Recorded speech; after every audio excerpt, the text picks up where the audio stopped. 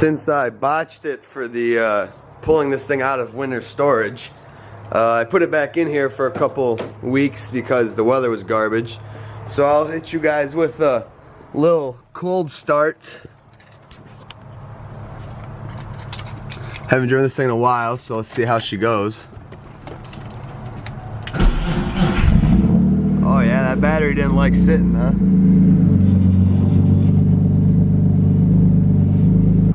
And just like that, a little swap-a-roo. Now the wagon's in here.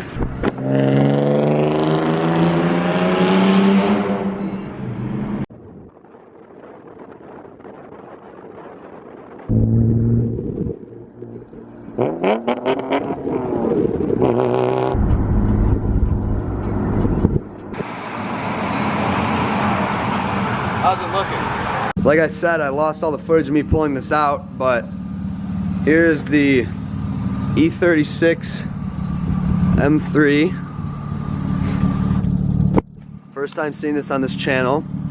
So, felony form overs, BBS Kircher wheels, LTW wing, Euro lights, LOL OK plate. I landed on muffler delete. Let's see the inside. So it's got a magma interior, which is pretty raw. I actually really enjoy this color interior. I don't know if the camera's gonna pick up like the true color, but pretty solid. It's got a nice, can't remember what the name of the shift knob is. Stock wheel, which I'm not really a fan of, but I'll keep it. So this is actually a 99, last year they made it. So it's an S52. This is the car I sold my 6 Series for, actually. So some of you, if you follow me on Instagram or whatever, you know that I had the 635 CSI, the blue one, and that was like one of my dream BMWs. But when this car popped up, I kind of just had to, I had to let her go. That car had one rust spot on the quarter panel that bothered me so much to the point where I gave it up easily without much like care. And it had seat covers over it that covered like a rip in the seat. And those two things together kind of killed that car for me. I still loved it. It was still a really clean E24, but those killed it. So I let her go, and with that money, I decided to make a horrible decision, but also a great decision. I freaking love this car so much. On the way towards the city to meet up with Tom and Dakota. We're doing some E34 things. I'm in the touring, and there is downtown Chicago. So there's a pretty good chance I shatter my oil pan today. So we'll see what happens. So far so good, but I'm on I-55. As soon as I hop onto 90, the story will change. So let's pray I can get through the day without smashing my oil pan into the ground. There is downtown Chicago. That's the Sears Tower, or as the I don't know what they even changed the name to. I could care less. If you're from Chicago and you don't call that the Sears Tower still, I don't know what the hell's wrong with you. Alright, made it to the city. Oil pan's intact. I'm here with Dakota and Tom. Checking out Tom's new E34. Finally convinced him to get something good and real. And pre-95, pre-96. Got Dakota's S50 swap, E34. So this thing is my forever, my spirit animal, that's what it's called. For E34's, because this is like my favorite like car I've ever seen. So he's on AC Schnitzers. He's got mirror tint, which is badass. Brembo brakes. This car is just like, if you're gonna do E34, this is how you gotta do it. Hey, I'm gonna pop your hood. Hey, can I pop your hood for the vlog, bro? I got permission? Pop it, bro. All right. Do it for the people. Interior's badass too. He's got a Recaro. He's got like, what's the color of your sunroof or your headliner? I don't know. It's like, well, it was one step before black.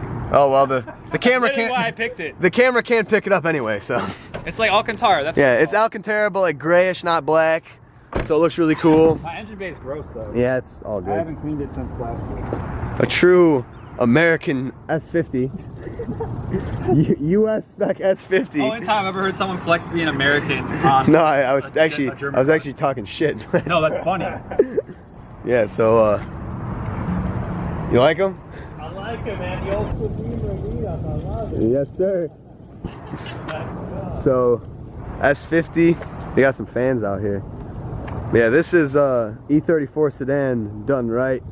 You want to see one that's done wrong? Alright, if you want to see one that's done horribly wrong. No, Tom just picked this thing up. He got these wheels. It's came together really good. He's biting my style with the Style 5s, but whatever, I'll allow it because he just got this thing. This is a super clean, rust-free example of an E34. And then obviously you have the Touring, nothing special. I don't really care to even talk about it. You guys know it. So Tom's shooting some pictures. We're here in downtown Chicago. We're probably gonna go check out some other spots. So if I crack my oil pan, I'll come back to you guys and film that disaster in the wake of things. But hopefully that does not happen. Sounds like good for you, but like, come on, like, Yeah. relax. You guys want to try out what is this thing? Yeah.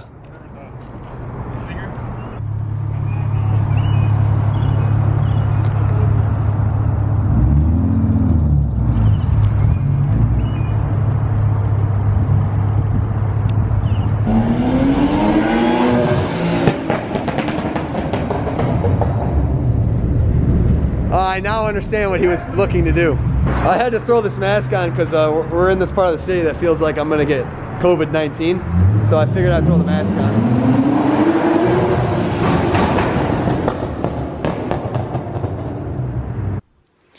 All right, so it's currently 12:30 here, and I gotta load this M50 into the truck tomorrow morning at 7 a.m. I'm going up to Appleton, Wisconsin, and I'm meeting up with my buddy who's actually taking this M50 swap off my hands.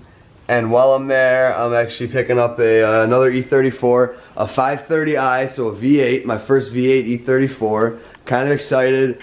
So right now I gotta load this puppy up, get all that crap ready. The trailer's in the street, and then I'll come back tomorrow morning when I'm about to leave. Alright, here we are. Luckily, the meetup time got pushed back, 8 a.m. So I got a little extra sleep because I didn't finish putting this in the car till 2 a.m. It was kind of miserable by myself. But, so here we have the M50 loaded up. Got the hoist, got the trailer. Got no sleep. Time to go off to Wisconsin. So, just stopped. I drove about halfway home. I'm at Culver's getting some food because I was starving. So almost back, got the E34, got rid of the M50. So here it is, another E34. Things clapped, it's not clean. So ultimately, as you guys know, parts car. But it does have a very, very clean black interior. So that's pretty rad. I'm pretty hyped about that. And it's a 5-speed, as you can see. So I'll show you guys more about this when I get home. I apologize for the clips at the end of that last video and then the beginning of this video. This camera, someone messed with the settings and they were all off. Everything was super dark. I don't know what happened, but I found them and was able to change it back to normal, so these clips should look a lot better, a lot brighter. It was getting super irritating with like the garbage, like garbage lighting of clips. The new E34, so it's a 95 530i. I got this car for very cheap. So you can see the V8, the M60 B30, the small V8 that everyone talks trash about. I don't even know what color this car is. Arctic Grau. Alright, so Arctic Silver. It's rusty, very rusty. I mean, even the sunroof is rusty, which is kind of wild. This is pretty bad. It's got good bumpers, trunk's rusty. It's got a muffler delete already, which is kind of cool. So basically this car is, it runs and it runs good, but it doesn't drive. And it has like 7 neutrals. So no matter what gear you put it in, it doesn't move. So I've actually never had a car with that issue before. It's weird, you know, normally if a slave or a master fails, you can't get the car in gear, right? Like if you try to jam it into gear, it'll grind. So I've never experienced a car that you put it into gear and it goes into gear when it's running, but then you release the clutch and nothing ever bites. I don't really know And because this car's gonna be a part out, I don't really wanna like investigate, but I do. Because I do wanna drive this car. I do wanna drive a V8 E34 and see what it feels like. All right, let's see if she starts. Oh yeah. Check engine light too. I don't believe that was on when I bought the car, but what are you gonna do? No gas, of course. But yeah, listen to this baby.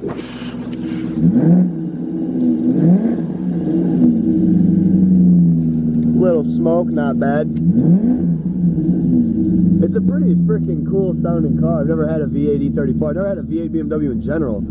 I mean, it sounds pretty rad. I kind of really want to drive this thing, but I'm obviously not going to put a clutch in it and all that.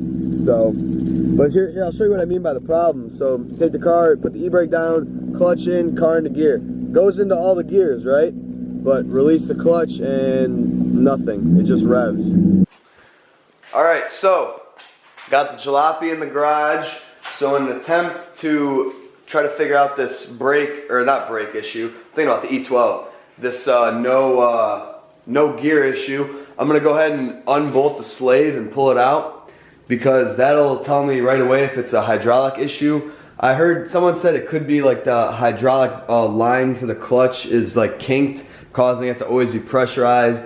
It's unlikely, but it's something quick I'm gonna do, because I'm not gonna, like I said, I'm not dropping this trans if something's wrong with it. It's gonna be a parts car, but if it is something simple like a line or a slave, I'll do it, because I do want to drive this car.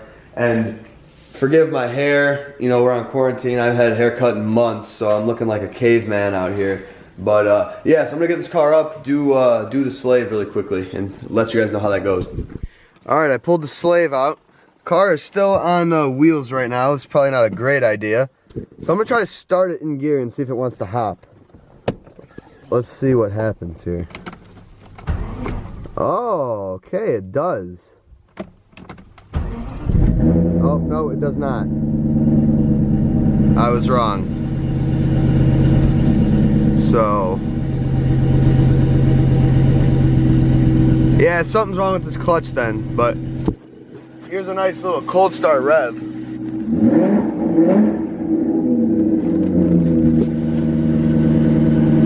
5:30. It's not in the garage. So basically with that car, I pulled the slave out, didn't change anything. The car will, I noticed now that it's on flat ground, I had it in the street earlier, which is a hill. So on flat ground, you can put it into gear and it'll like move under its own, like, not really power, but like it'll, similar to like an auto car, how it'll creep forward. So basically that car, my diagnosis is the clutch is like roasted. It has just enough to where it'll keep the drive shaft spinning a tiny bit, but as soon as you give it gas, again, nothing, there's no bite, no nothing.